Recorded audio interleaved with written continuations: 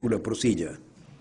So Holy Prophet declared, Man qatala mu'ahadan fi ghayri kunhihi harramallahu alayhi al-jannah.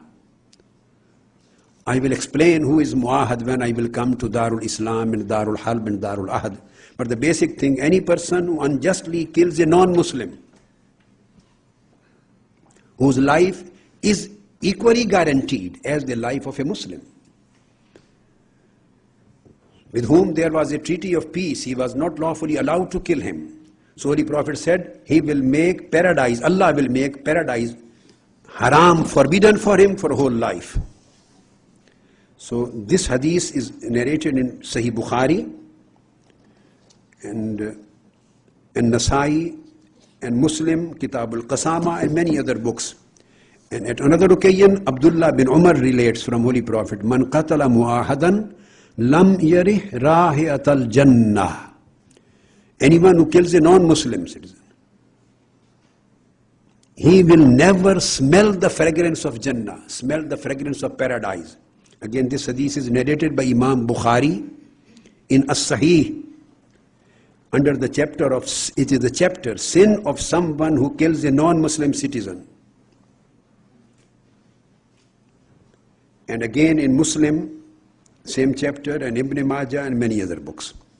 So there are dozens, rather 20s of ahadith on this particular subject, which I have mentioned in one of my books on human rights. There are chapters, and I have written other books on the rights of the non-Muslim citizens, and there I have mentioned in detail, and I have quoted some of those hadiths in my fatwa too. So when it is stated that he will never smell the paradise, the fragrance of paradise, it means eternity. And eternity is always mentioned in Islam. This book I have mentioned all my references in hadiths on this. Just for the disbelievers, not for the persons who are just committing forbidden acts. So there are Quranic verses, there are texts of prophetic traditions, unanimously agreed upon in Bukhari, Muslim, and many books of hadith. There are categorical chapters in the books of hadith which declare clearly, explicitly or implicitly, different both categories, where these kind of killers or terrorist criminals, they become out of the ambit of Islam.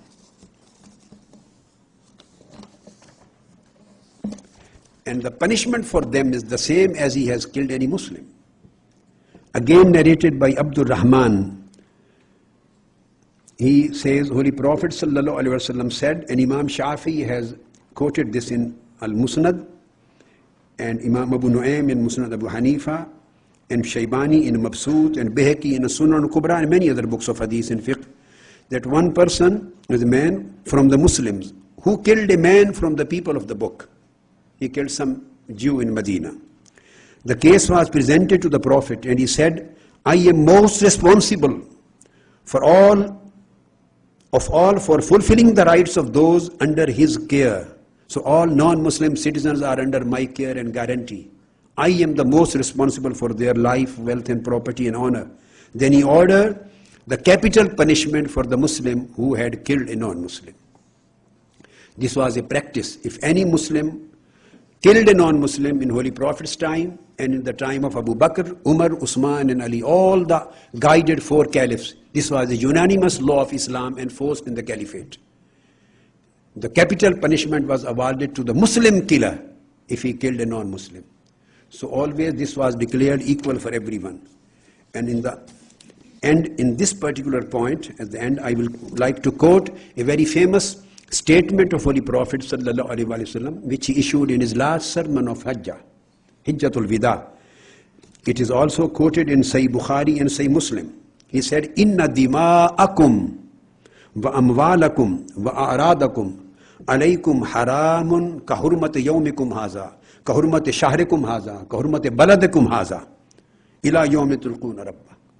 He said, O people, he didn't address the Muslims.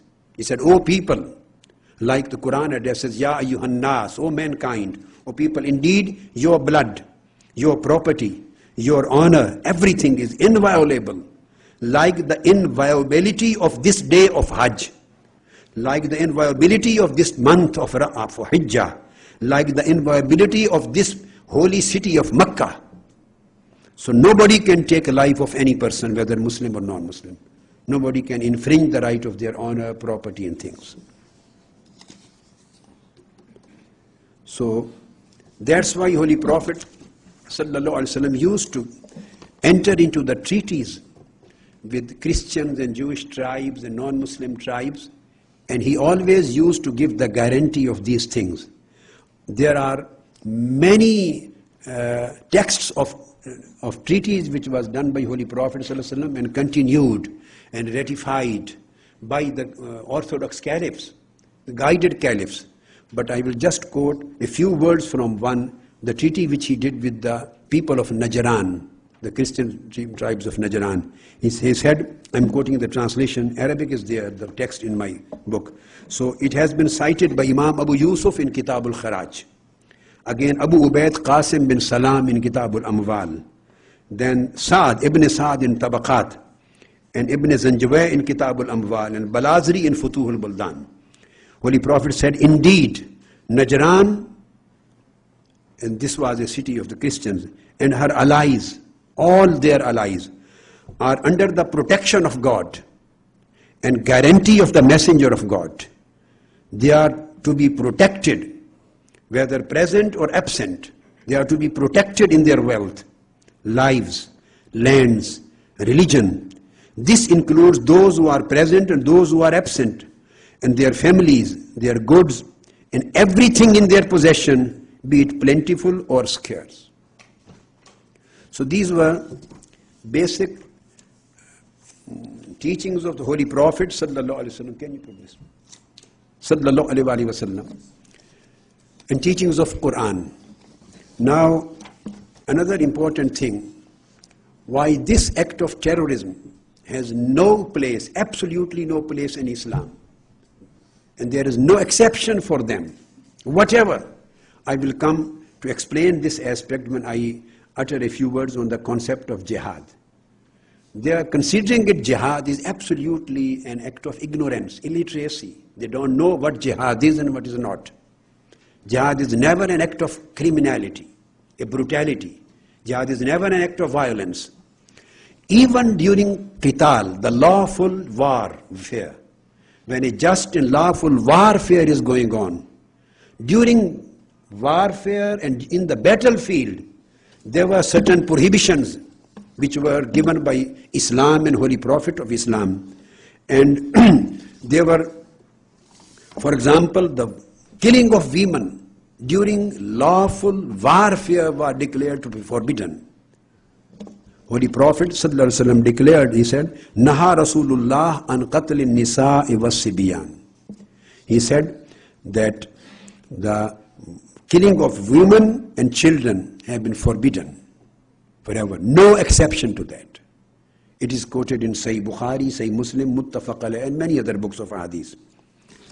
Again, moreover, Holy Prophet ﷺ declared unlawfulness of killing elderly non-Muslim people.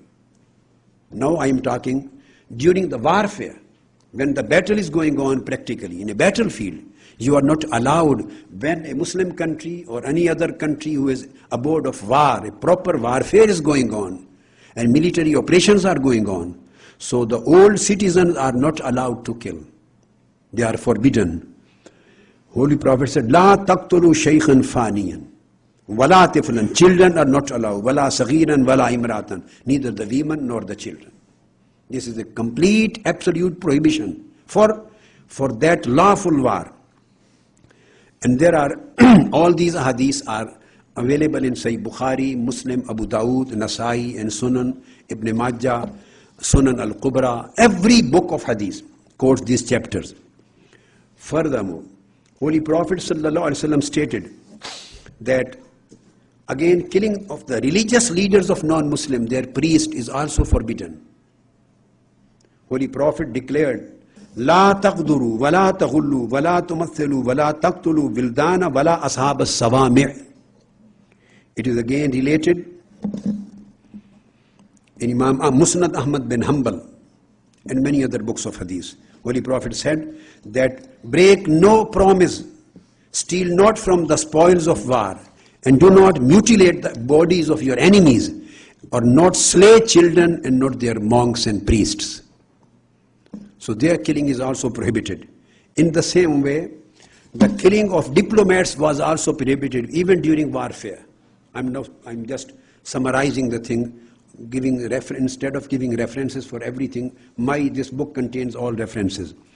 Holy Prophet declared the killing of diplomats and envoys and ambassadors. He said this is forbidden. Killing of farmers is forbidden.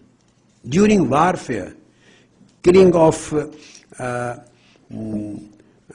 merchants and business community, because they provide this, they protect the economy of a country, the livelihood of the country.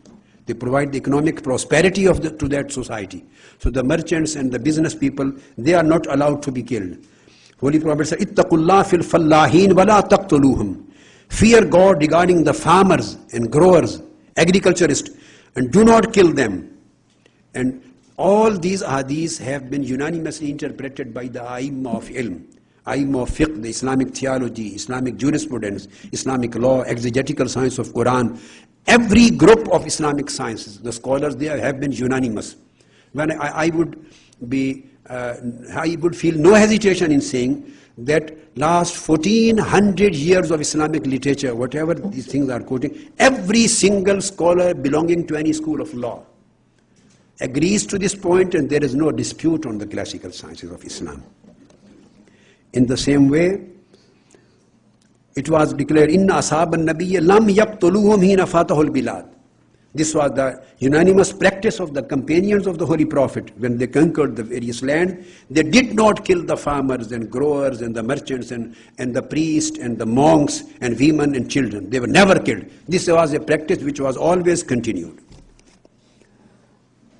In the same way, the final thing in this respect, after mentioning specific categories, then there is a very comprehensive category, and that is a total unlawfulness of killing any non-combatant non-Muslim.